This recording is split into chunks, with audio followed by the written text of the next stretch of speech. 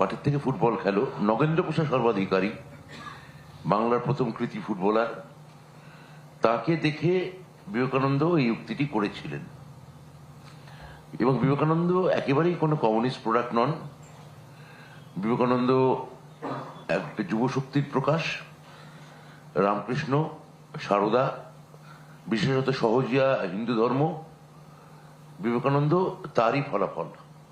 এবং বিবেকানন্দ আমরা বলতে পারি যে বাংলার প্রথম আন্তর্জাতিক পুরুষ, যিনি শিকাগোতে গিয়ে 1893 সালে তার সে বিখ্যাত ভাষণের ফলে বাংলা এবং বাংলা ধর্ম আন্দোলন, বাংলার যে যুব সমাজ, বাংলার যে ধর্মীয় যে প্রভাব, সেটা আন্তর্জাতিক দুনিয়া সেটা প্রথম জানতে পারে। এবং কমিউনিস্টরা আপনারা জানেন